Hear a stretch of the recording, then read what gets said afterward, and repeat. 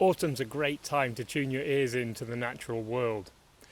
With fewer birds singing at this time of year than in spring and summer, you can really appreciate the songs of those that do proclaim a winter territory.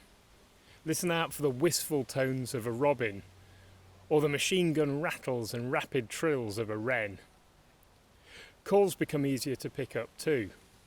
Perhaps you can hear the dog whistles and football rattles of a flock of long-tailed tits, or the harsh rasping of a jay as it toos and froes, cannily caching acorns for the winter.